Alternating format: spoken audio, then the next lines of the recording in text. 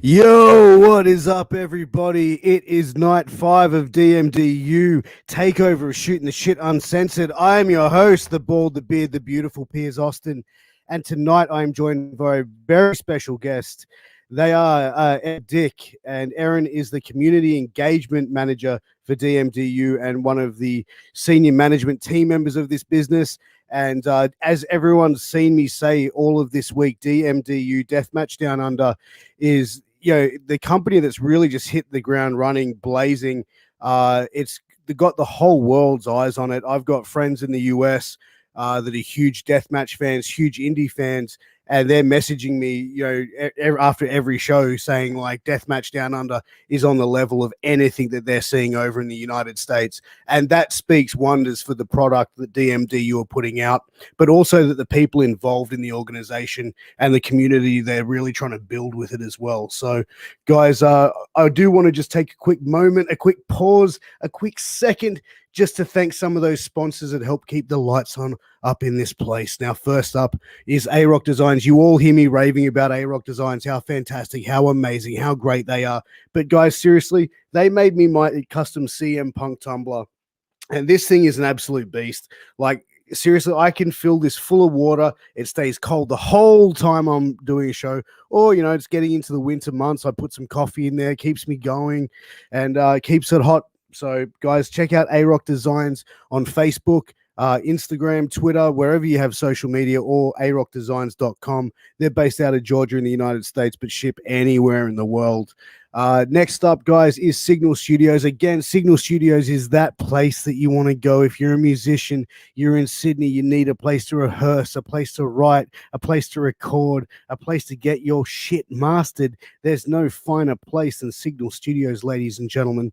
And they have the most comfortable rehearsal space that you'll ever find. But you know what? Even if you're an independent professional wrestler and you need to get your hands on some new intro music, entrance music, something that you can walk down to the ring, something cool, something hip, something fly, something dope, something woke, whatever the cool kids are saying, you can get it at Signal Studios. They work with amazing bands and artists like the Cicadas Band, who provide all the intro music for the MWA podcast network. So, guys, make sure you go and check out Signal Studios and the amazing stuff that they're doing and the music that they're putting out. It is phenomenal. But, guys, also just want to take a quick second. Tomorrow, 10 a.m., you know what that is in Australian time. That is time for Killing the Business with the ECW original Angel, the Kingpin Medina. So make sure you tune in for that. That is 10 a.m. tomorrow, AEST time, and that's going to be 8 p.m. USA Eastern, so make sure you tune into that. And later tonight, I'm pulling double duty, ladies and gentlemen. I'm going to be interviewing Wildcat Chris Harris, the TNA star, former tag team partner with James Storm in America's Most Wanted. It's going to be a late one for me, ladies and gentlemen, and I'm really excited to talk to both of my amazing guests that I have on tonight. But guys, without further ado, I'm going to bring out my guest right now. Erin, welcome to Shooting the Shit Uncensored, Erin. It's a pleasure to have you. Hey Piers, thanks so much for having me. And thanks for having the whole DmDu crew this week, really. It's been pretty cool to see all of our talent names up in lights. So thanks for having us.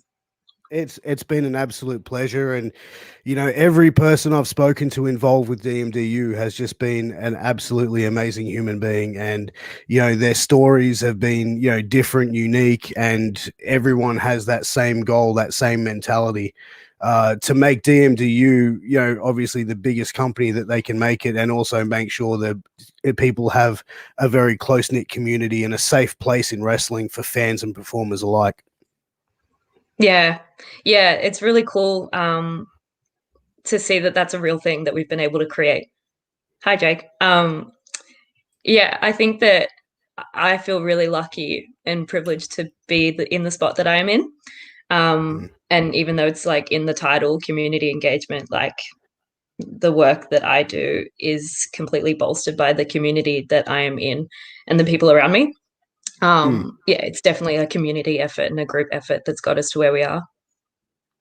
And obviously community engagement in the professional wrestling realm, and I think that the way that DmDu is doing it, like you see companies on that level, that independent level, they've got the promoter, they've got the booker, and maybe a few people in between then to help put the other pieces together.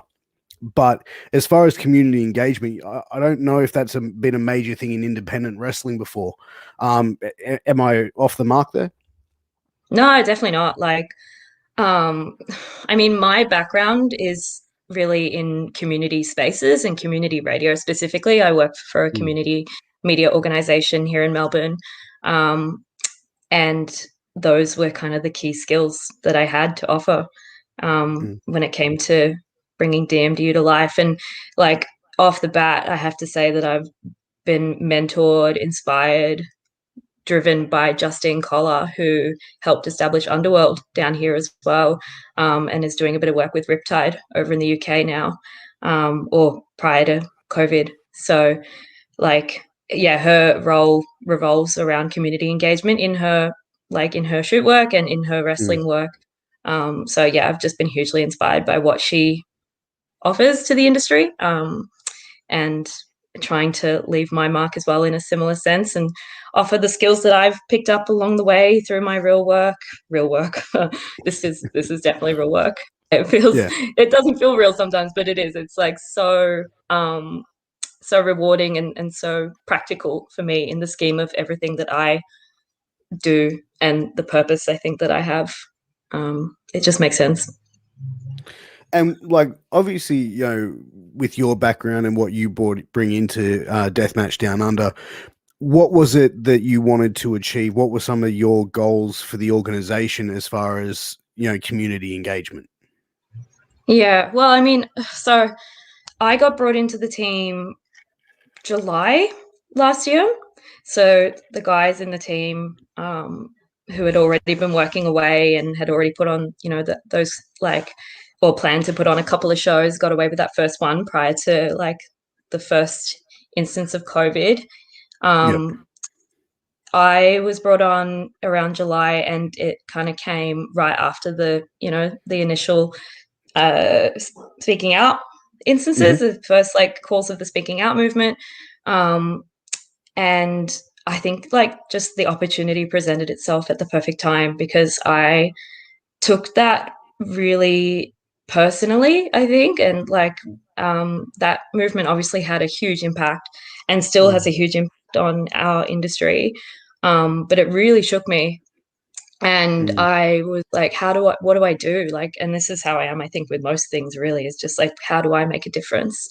How do I help out my mates now who are in survival mode, who are now looking for a recovery? And I tried a bunch of different things, like a few little collectives sprung up here and there where we were trying to organize. Started speaking to a whole bunch of people who had like different skill sets, who were fans, even like not even, again, myself, like coming into this business, a fan, a journalist at a push, but like primarily a fan, and wanting to just make a difference. So I think it happened at the right time for me, where that was my call to action. And Joel reached out, and Joel and I know each other really well. Like we go back a few years, and he was like, this is the concept, you'd be great for this. And I was really skeptical. I was like, oh, like a wrestling company, like I can't do that.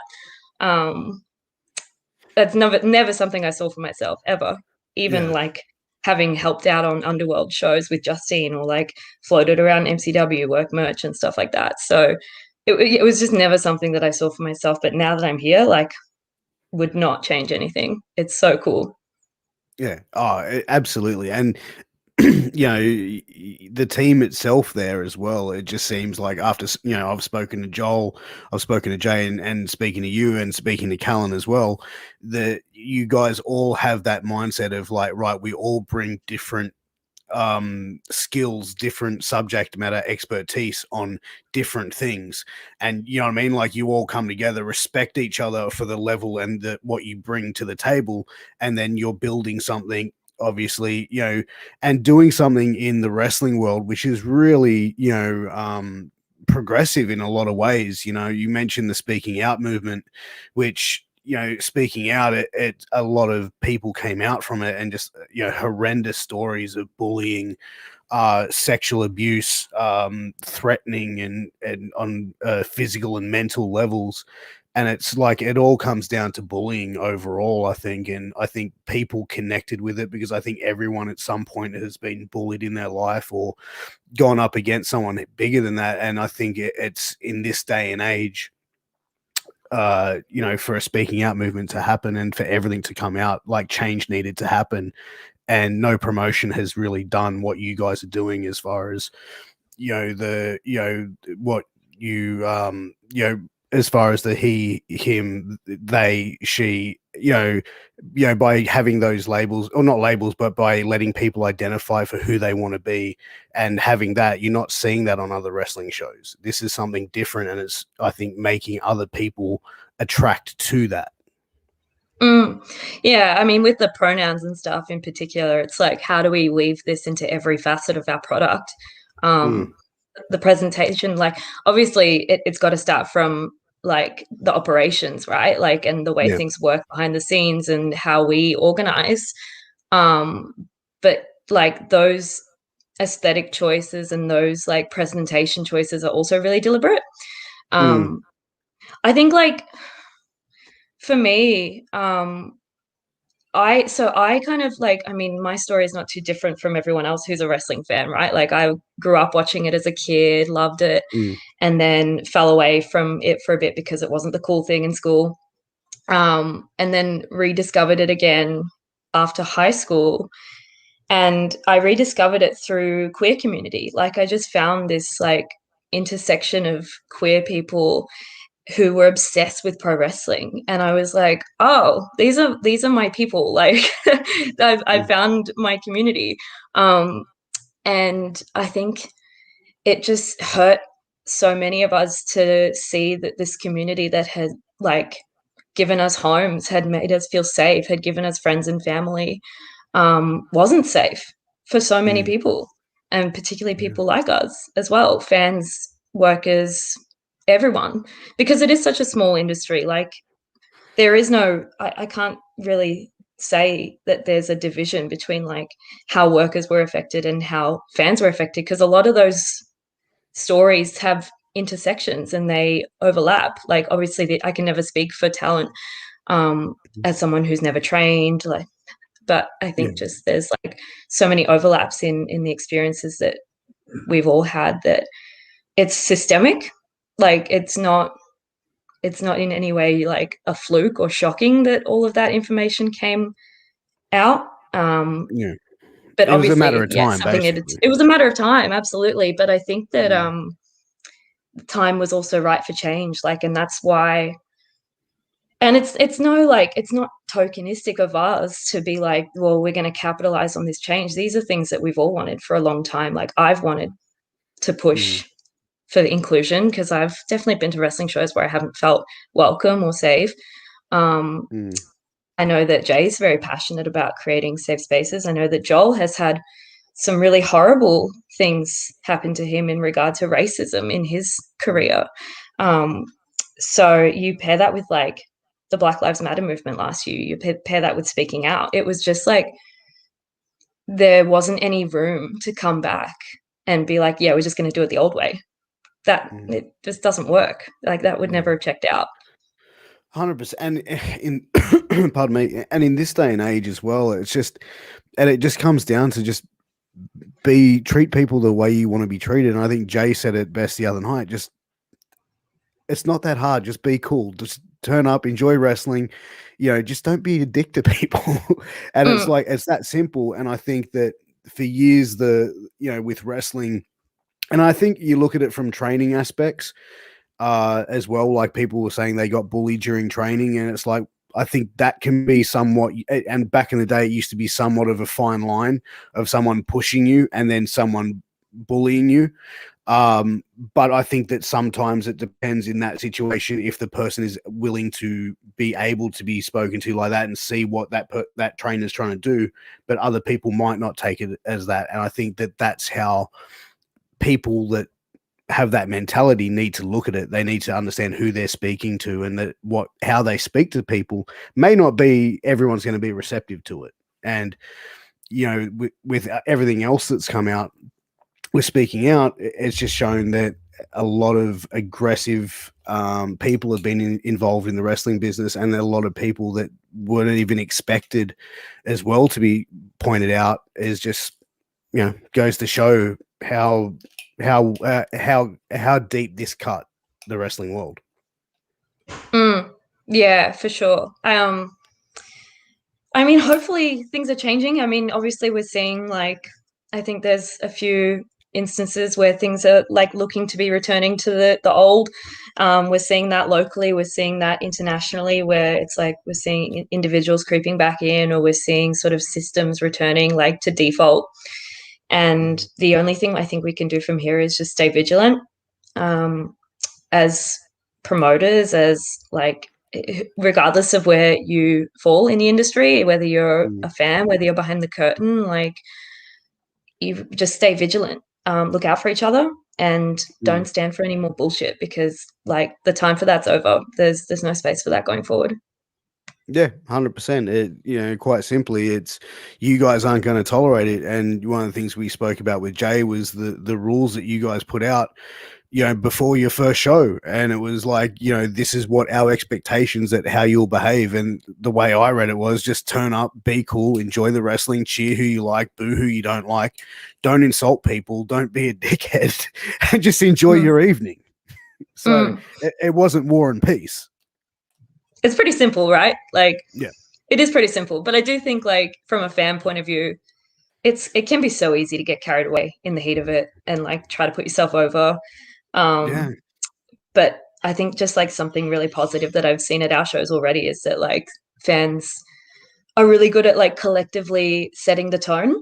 And if someone is trying to like arc up and take up space and do that in a way that's like taking away from the performance or creating unnecessary tension in the crowd, our fans are really good at like coming together and kind of creating that environment and just sending that message really subtly, even to say this isn't okay. Obviously in like some like explicit cases, if anyone's being a dickhead, like we've got processes to look after that and to take care of that. Thankfully we haven't had any sort of major incidents, which is always really good, but like in the case that it does happen, we're prepared. Yeah. And yeah, it's like, we're talking to the guys on the turnbuckle the other night, and they were asking like, how do we be an ally? And it's like, well, just call out shit. Like, if your friend's being an idiot, tell them, and don't just go along with it. Yeah, it's the easiest thing you can do, and it makes such a difference. Oh, 100% agree. And, you know, it's you're seeing that more. I think, like, I see it in, you know, with Sydney shows that I go to, and, you know, some people get a little bit rowdy. They get a couple of drinks in them and they start, you know, yelling out just silly things that don't need to be yelled out. And you sort of see someone go, hey, just chill out, man. You know, I've seen it a couple of times. I'm just like, wow, like 10 years ago, like this would be like you know, it'd be two drunk guys fighting in the middle of, you know, in the crowd. But it's like the way that the sort of tone is set from what I've seen here in Sydney, and I'm sure it's the same way there, that people just feel like, hey man, just chill. It's okay. You know what I mean? Like, just relax a little bit, take a minute, but Yeah. or say, hey, dude, cut it out, you know? Yeah, absolutely. Just, yeah, keep on top of it and like check yourself. I don't know. It's simple, right? It's really simple, but it is also really easy to slip, I think is Yeah. important to acknowledge too. Oh, 100%. But you know, you mentioned that you were a fan of wrestling, and you know, like, what drew you into wrestling before obviously becoming a part of DmDu? You want the origin story, or like, well, I guess yeah, like when I was a kid, it was the same thing as everyone else, right? Like just the Yeah. storytelling and the spectacle and the drama. Um, but I think I was like particularly infatuated with like the Divas era. Like, I'm showing my age, but like that was kind of my prime. Um, Yeah. and then like, yeah, just I think like from that age, I obviously had no idea, but as I've gotten older and reflecting on it now, is like wrestling is such a unique form of performance theater that is just unlike anything else, where like we have this space, and performers have this space to play with things like gender and like social cues and social interactions and relationships and like all these really fascinating things that make us human. But they just like can play with these things on such a larger scale and dramatize them. And it's that whole thing of like people play a character that's just themselves turned up to 100, right? I think that resonated with me just as a fan, being able to watch that play out and not even like unconsciously not knowing, I guess, at that level, like analytically, what I was infatuated with about it. But yeah, as I got older, I think like I took that space, I think, to just have some time out. As I said, because it was lame to like wrestling, and then got really bored one day after school and was like, oh, I wonder, like I was just scrolling on TV and I saw Raw and was like, I wonder what's happening. And tuned in, and then yeah, I was just like obviously never looked back since. And then started diving into other products, and I was studying journalism as well, like fresh out of school, and I was really interested in sort of wrestling as a form of media that is an outlet for storytelling and an outlet for expression and telling uniquely human stories in this like amplified and grandiose way that you just don't see anywhere else. So that's how I've always pitched it to my friends who are like, what the fuck is this wrestling thing that you're always like going on about? It's like, it's just like, you know, it's melodrama, it's theater, it's your favorite TV show times 10. Like it's live performance, it's live sport, it's everything. How can you not be obsessed with it? Like as a fan, there's just so many unique. I call it a physical soap opera. Yeah. You know, like because it can be such like it can take you on such up and down like journeys and stuff. And if you're a fan, you can allow yourself to really get invested in a story or really get invested in a match or a promo. Then you know what I mean, when like the finish happens or when like the blow off match of this feud happens, you're so amplified for it, you're so excited to see it that when it happens, you just, you know what I mean, if you can allow yourself to sort of be able to do that and disconnect and enjoy, that's cool. Definitely. Yeah, I remember like when I first met Joel, I was doing this would have been about like 4 or 5 years ago now, but like was doing a story for my first year at uni and was wanting to write a story about Indigenous representation in pro wrestling because I'd started going to a few local shows and was just like it was coming up to Reconciliation Week, and I was like really curious just about what the scene was like in that sense, so in terms of representation. It's through like character work, but also through storytelling. And then a mate put me in touch with Joel. And I remember we just sat in this pub for like 2 hours, 3 hours, just like talking about our favorite storylines in wrestling. And most of them was, it's just like Joel's a walking wrestling encyclopedia, right? Like if you sit him down for 5 minutes, you're going to walk away with a wealth of wrestling knowledge. But he would just like share his favorite like CZW, FMW matches, and I would go over the old ECW matches that I'd watched that I really loved, and we talked about our favorite characters. And it's like, no, I don't think there's anything as like there's no cinematic universe, there's no realm of music, there's no like entertainment outlet that really captures the sort of intricacies like that you can just sit down with someone for the first time ever and just talk for hours and hours on end about where your interests align and where these stories have like you said, you're on this roller coaster with these stories and they've stuck with you. Like when I can't remember the last time I was like talking to someone about the movie that like really affected me and stayed with me for as long as a wrestling match has. Yeah. Yeah, 100%. And that's the thing, like, and I've said this on interviews before, but you know, my wife, who is not a wrestling fan, and trust me, I've tried for years. But you know, one night I was just watching an old CCW card, and it was you know, Black G's versus Lufisto. So intergender match, and it was like a 15-minute match, and it was like I'm sitting there watching the match, and my wife, who's like, oh, wrestling, whatever. And then like, as a minute went into it, she's like, the book's down. After like a little while, she's sitting on the edge, and she's like, almost like she was like the biggest mark for that period of that match.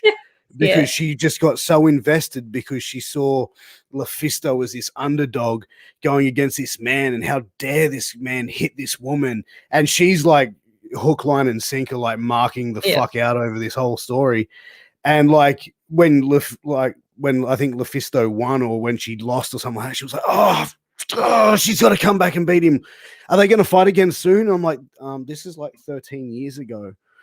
So, you know, like, yeah.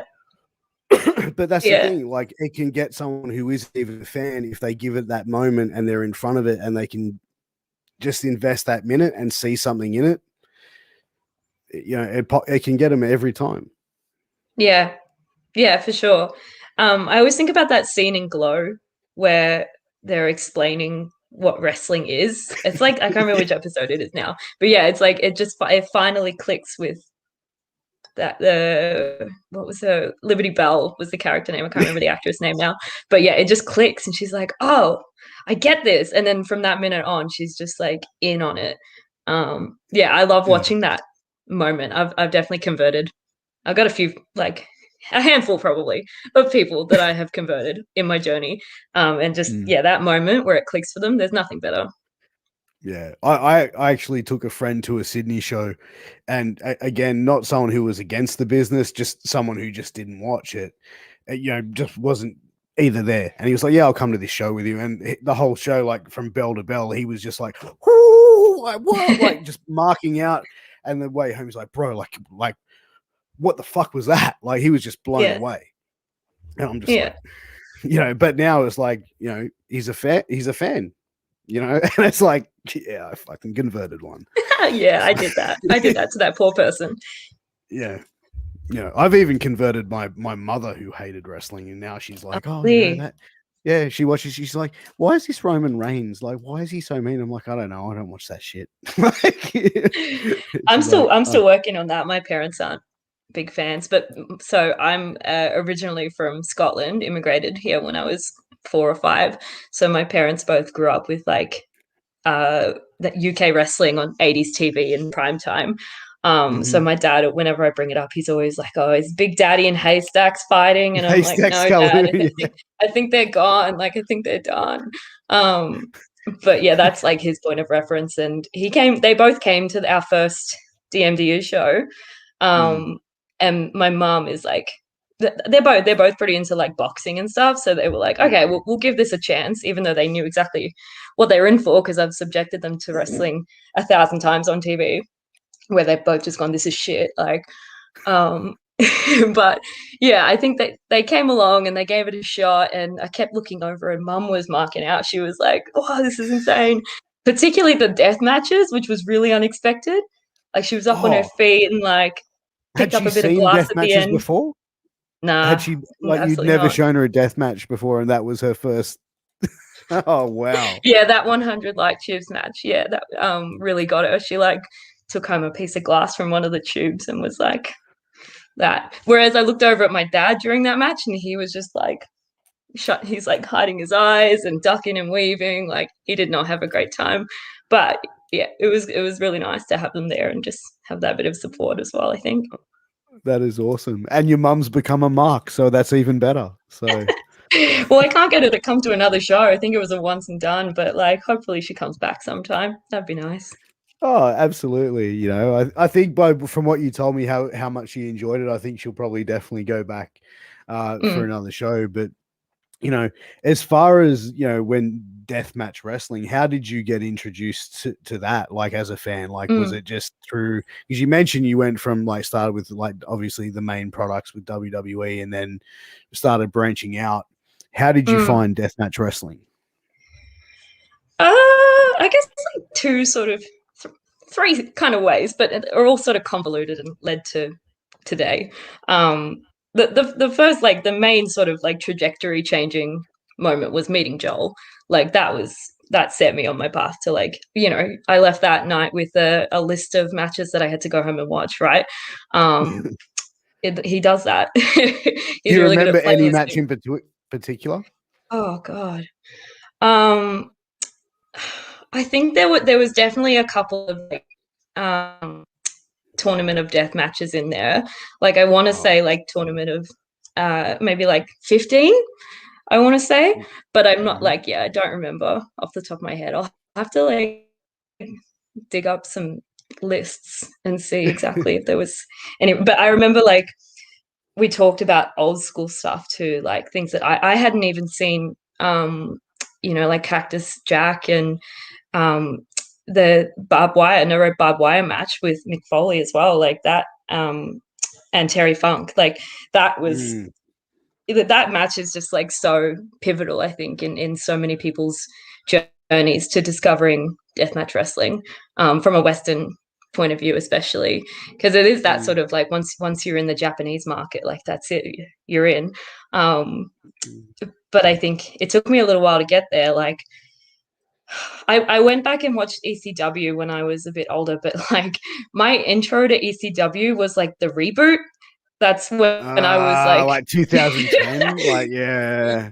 2000, like Oh, 2006, 2006. Sorry, 2000, yeah. yeah, but like 2008 was when I was kind of like at my worst, in terms of every Saturday, Sunday morning it was wrestling, and in between, after school I'd be like Yeah, digging up old ECW matches where I could find them.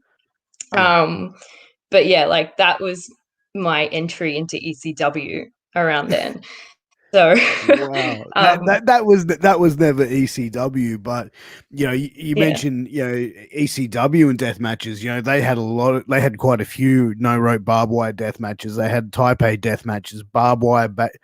You know what I mean? They weren't calling them death matches back then. Mm, You know what I mean? But maybe it was because to not get in trouble with any commission, who knows? But those obviously of deathmatch wrestling has roots into ECW and stuff like that. Because let's face it, a lot of the death matches now are pretty much no rope barbed wires, or having some barbed wire or glass or something involved in it. But I mm, think it's escalated, or not escalated, but it's elevated and evolved into what it is mm. today. Yeah, I think that's why I say it's like a convoluted journey, because I mean the roots of my sort of love for it are in that hardcore wrestling. Um, Mm, if it once it was ECW to begin with, and then when I came back to wrestling after a few years, like a little fella named John Moxley was a thing. So like it was like just yeah. obsessed with Dean Ambrose at the time, and was like, I need to know more about this guy's work. And obviously then stumbled across CCW, and then that's a rabbit hole in itself. Mm. Um, so that, Did yeah, you that's did you probably see like where, did sorry. you see his promo he did? I think it was like he was backstage in an area after a match, and like some woman came up and was like trying to get like a backstage interview with him, and it was like this was the promo that got WWE's attention on him, and it was like so crazy, and he's like just whole like manhandling this woman, but not like, more in a weird way than a like an aggressively obnoxious trying to harm her sort of way. Like she's just like that, but like the Yeah. promo that he cut, like, yeah, have you seen that one? Yeah, he's got a few like Yeah. that where he likes to yeah, play it on the sort of like aggressive side. I guess is how we can say it. Yeah, I'd be lying if I didn't say that I've like gone through every YouTube playlist of like John Moxley's old promos, like archive from 2006 through to 2015 or whenever. Um, yeah, I love talkers. I think for me as well is like I love that hardcore style, but my favorite wrestlers are Mm, just like really good talkers and really interesting characters. Like, I mean, Pillman, um, Moxley, obviously, but just like these Piper, like all of these like mm, really, yeah, kind of abrasive characters that are really loud but measured, I think is something that is really yeah. interesting to me as a consumer. Um, but yeah, like yeah, Moxley's got some pretty gnarly promos if you if you dig deep enough. Oh, 100%. And like, even you see promos from like Eddie Kingston. I think is probably one of the best in wrestling today when it comes to promos. Like, he's just on another level and always been there. And he's one that like I'll go through and just watch like old Eddie Kingston promos sometimes just to something to watch, and I still just pop for him after seeing him like 20, 30 times. So Yeah. but with Deathmatch Down Under, you guys are going to be crowning your first heavyweight champion on the 21st. And it's quite the tournament, and I've said this on many shows, and I'm going to say it again. Every person, every performer, in that tournament would be a valued champion for Deathmatch Down Under, and would bring that title, would carry that title with pride, and be a strong champion for the company. I do not envy who's going to have to sit there and go through it and put that show together, because it's, from bell to bell, it's a stacked card. I mean, the talent makes it easy. Like the fact that the talent is just so world class and the world is yet to see it is just like really exciting, I think. Yeah, I just like when we put that card together, I just look at every match and I like for me, this is just such a like fun and interesting new creative outlet for my storytelling.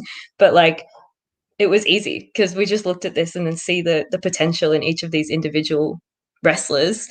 And that they're all going to go out and smash it as well. Like that they're all going to tell a great story, and regardless of who makes it through to the end, any one of them could do it. I'm really excited. Like even just as a fan, I haven't seen anything like this in like local wrestling. I mean, I've been about for not as long as some other people, in 5 years ish, but like, it's really unique, and I can't wait for people to see it. Is there any matches in particular that you personally are excited to see? I think my number one for round one has to be JXT and Candy Lee. I think like it's such a strange matchup in the sense that like their worlds just haven't crossed before. And if you think about it, I think realistically, like they both just have really great character work, really interesting approaches to their in-ring work as well. Like they have similar styles, I think, anyway. I think that it's going to be really fun. Like I think that's going to be a really fun match to watch. And that's what I'm all about. Like I just want to have fun, and I hope that the talent feel that way too when they're out there, that they're having fun and they're putting on work that they're really proud of. I think that our talent have been able to do that so far, and it's showing. Like the world's loving it, which is really, really cool. I think that, and just like seeing like all this young talent as well, this young like Victorian talent especially, stepping up, like people like Sammy Falcon, who prior to setting this up, I hadn't seen much of his work, but then seeing the reaction online that people just really want to see young up and coming talent take the spotlight. People like Royce Chambers, people are obsessed with Royce Chambers right now, like, and understandably so. Like the kid's so talented. There's so many names in there. Like Jess Troy, Charlie Evans are just setting the scene on fire here. Like they are elevating Australian wrestling to the next level right now. It's just like I could just keep going. And your first card and your first match, with Tommy Knight and the Peanut Butter Kid, Richie Taylor. He'll get the joke. Richie Taylor. That match to me was just something, was like, that okay, DmDu is like, they're not here to muck around. Like that being the opening match for your debut show for the card, and everything that you guys did it, I think that and even every match on that card like was just like from bell to bell, and a lot of the talent on that card I'd never actually heard of before, I'll admit that. And after watching it, I then started going down those rabbit holes as wrestling fans do, and trying to look into research and go, okay, who is this Callan Butcher? Who is this guy here? And I wanted to sort of learn more about them and sort of find and go, okay, well, Richie Taylor's been wrestling for 13 years. I'd never heard of him before. Great. Now I get to go and watch all these great matches that he's had previously. Same with like someone like a Tommy Knight. and other members of your roster as well. So it's it's great that you guys are showcasing it, and you're also representing Australian wrestling on independent wrestling TV as well, and that in itself is a huge accomplishment. And I said that with Jay the other night, and congratulations on having that opportunity, because that can only lead to bigger and better things. Yeah, thanks, Piers. I mean, yeah, I just think that like these people deserve it, like I'm new to this business, and I feel really like blessed to be here and to have had such a like important role, I guess, in bringing DmDu to be what it is now. But like Australian wrestling deserves this spotlight, and Australian wrestlers have been working for this spotlight for so long. It's just about time. Like it's just about time that they get it, I think. Yeah, exactly. And it's, there's a lot of talent here in Australia, wherever you go, there's there's just this plethora of talent, and you're seeing this opportunity get, that these talents are now starting to get on an international level. And hopefully we're going to see at more consistently, just hopefully they don't come and raid the complete Australian scene and leave us, with no one at all. But to be honest, I think as well, the way that the systems and the training and the good people involved in wrestling in this country, that obviously, wrestling is going to be very healthy in Australia for years and years to come. Yeah, I think so too. And I do think that I mean, independent markets are bigger than they've ever been right now as well. Like it's not the same. Even just as 5 years ago, the journey to success is so multi-directional. And we've been able to carve out that space here locally for people to shine on an international platform through IWTV.